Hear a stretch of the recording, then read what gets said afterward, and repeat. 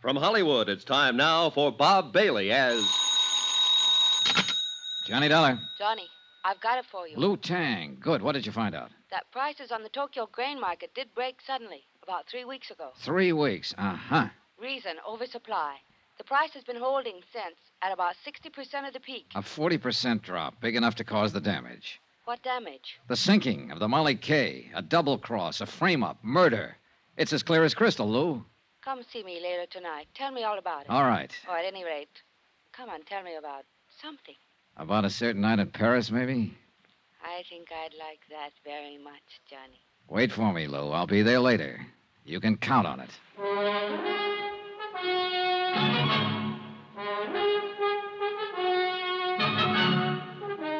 Tonight and every weekday night, Bob Bailey in the transcribed adventures of the man with the action-packed expense account. America's fabulous freelance insurance investigator. Yours truly, Johnny Dollar.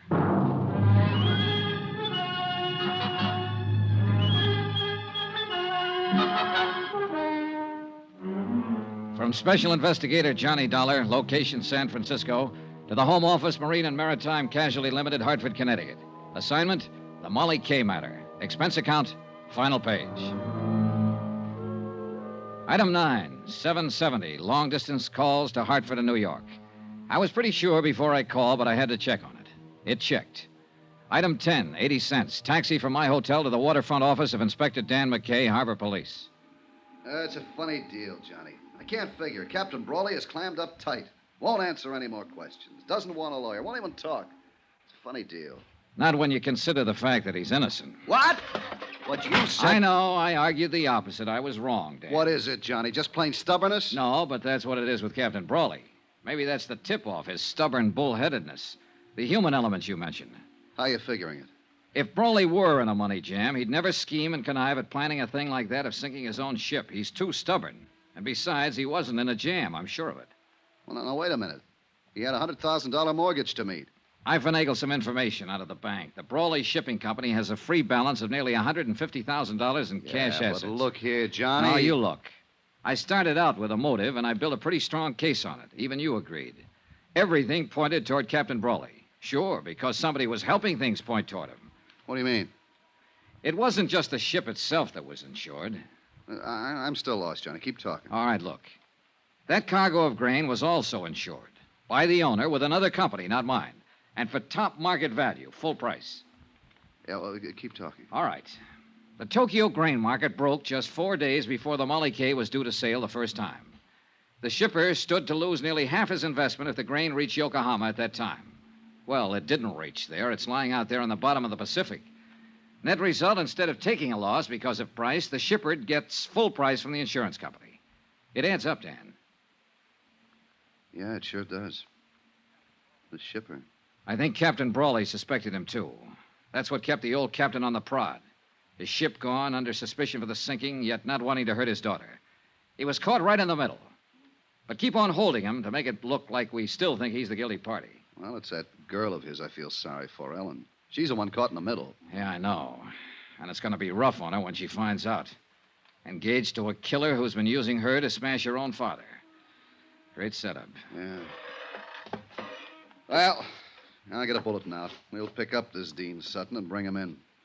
Yeah, but you know something? It's going to be awful hard to pin it on him. Need evidence, something definite. Look, why don't you let me have a go at him first? Oh, it's out of the question, Johnny. Of course, if you should happen to find him before we do, well... Yeah, I might just do that, Dan. In fact, I've kind of got a hunch I will. It was a hunch, but it might be a good one. I left Dan's office and walked east along the waterfront, following the long curve of the Embarcadero with its miles of docks and wharves. The night had settled down over the bay and the city, and with it a dark, damp blanket of fog, even heavier than the night before. And because of that and other reasons, I felt cold and lonesome and alone.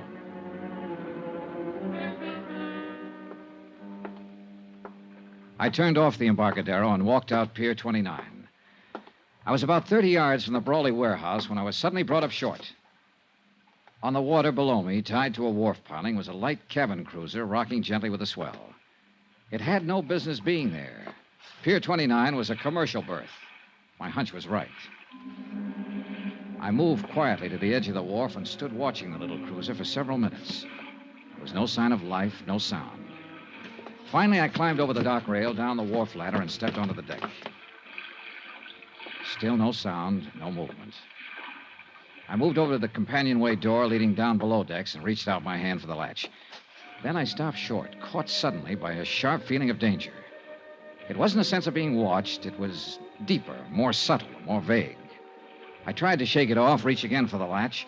Then the boat shifted slightly, and the dim glow from the wharf light overhead moved across the hatchway door. Inches in front of my face, I saw the glint of bare copper wires, all set to make contact if the door was open.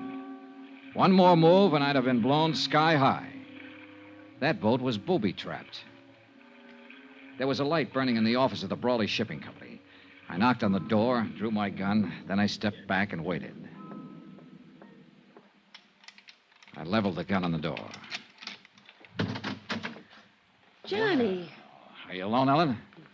Yes, of course. Come on, let's get inside. What is it, Johnny? Have you seen Dean Sutton tonight? I tried to find him, but I couldn't. My father's been arrested, charged with murder. Yeah, I know, honey. I came here to go over the company records to see if I could find something that might help him, anything. Ellen, Johnny, look. Look at this mess. Somebody's been here. Files dumped in the middle of the floor, papers all over the place. Yeah, looks like they're planning to start a bonfire. Say, tell me something, Ellen. Does Dean Sutton own a boat? Yes. Light cabin cruiser named the Piper. Why? It's tied up at the wharf. He's around here somewhere. Well, what of it? What do you mean? Your father didn't sink the Molly K. Dean Sutton did it. But he wasn't even on board. He didn't have to be. He hired an explosive expert named Benny Wong to do the job. He got your father to take Benny on as steward. That's the man they're accusing father of murdering. Dean is the one who did it, using your father's gun. But why? To collect the insurance on that cargo of grain. Oh, look, I know it's a rough deal, honey, and I know how you feel. But I guess your best bet is to chalk it up to experience. At least your father's in the clear now. I think I sensed it, Johnny. That something was wrong with Dean. Badly wrong. I guess that's why I felt like turning to you instead of him. Why I still feel that way. I think I'm going to cry. Then cry. Cry it out and get it over with. Come here, Ellen. I held her close and tried to comfort her. She pressed her face against my chest and whimpered like a hurt kid. I kept stroking her hair, breathing in the scent of her perfume. Perfume. The same perfume that had hung in the air of the room where Benny Wong was killed. The pieces shifted, fell into place again. The puzzle was finally solved, but too late. Because I could feel the muzzle of the gun she was pressing against my side. Easy now, Johnny. Turn around slow and get your hands up. That's the idea. Now stay that way. I'm a dead shot, Johnny. If you doubt it, ask Benny Wong. Right under my nose. Right from the start. How wrong can a guy be? As wrong as you were, Johnny. It had to be you. There was no chance for Dean to steal your father's gun and then return it. Not unless you were in on it with him. It was my idea. Dean's too weak to plan a thing like that. He has to be propped up and pushed. And you're just the girl to do it. You ought to know. Yeah, I do now. It's too bad. I like the way you kiss. Any chance of working something out, Johnny? Or are you too honest? So that's it. The next step is to get rid of Dean. And you've already got the trap set. Not yet, but I'll think of something. I'm clever, Johnny. Don't you think so? I heard footsteps coming along the wharf. Dean Sutton. I had only seconds to think of something, so I took a chance, edged back against the wall, inched over closer to the door. That's far enough. Don't push your luck. There's Dean coming now. He went after some gasoline. We're going to build a nice warm fire, and you're going to have a ringside seat. Come on in, Dean. We've got a visitor. Dollar. What do you know? So you walked right into it. Just like a The gun. chance paid off. He walked between us, blocked Ellen's line of fire, and I jumped him. I grabbed him around the neck, held him as a shield, dragged him back out through the door, out to the wharf. Dean! Break loose! Let me get a shot at it! I was trying to get clear of the light before Ellen could blast me with that gun, and I made it. But Dean broke loose, came in me swinging. He slipped and staggered up against the dock rail. The railing broke, split in two, and we went over the side. We struggled back up to the surface. Dean's hands were clenched on my throat, and I couldn't break his grip. Ellen started firing from the wharf above us, not knowing who she'd hit and not caring. I took a deep breath and dragged Dean under the surface. But his hands were still on my throat, and I couldn't break loose. My lungs were bursting. My strength was going fast. I brought up my knee. He fell away from me. I was free to fight my way back up to the surface.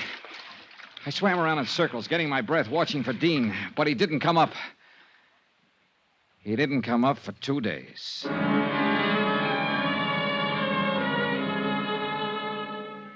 When I climbed up the ladder onto the wharf, Ellen was nowhere in sight.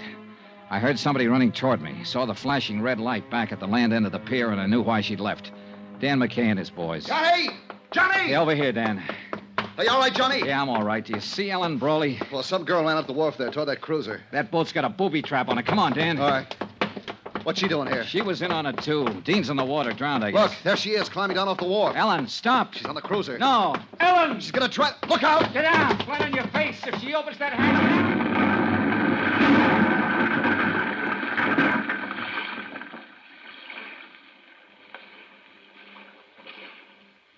Blown to bits. Booby trap. They had it rigged for me, and she... No. She didn't know about it. That wasn't meant for me. They were both pulling a double cross. Dean set that trap for her. End of expense account, except hotel and plane fare back home. Total $547.60. Well, it looks like the company pays off on this one, Dave. The ship owner was innocent. But you'll make it back. I really feel sorry for Captain Brawley. He commanded his own quarterdeck for 25 years. Strong and proud and unafraid. He had a wife once named Molly Kay, and a ship named Molly Kay. And he had a daughter, too. And now the sea has taken all of them away from him and left him cast up on the beach, a broken old man. Bitter, beaten, alone. Yours truly, Johnny Dollar.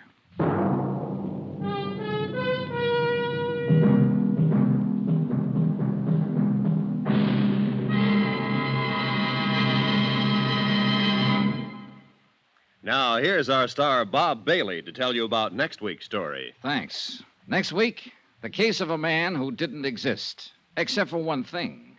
He suddenly showed up. Join us, won't you? Yours truly, Johnny Dollar.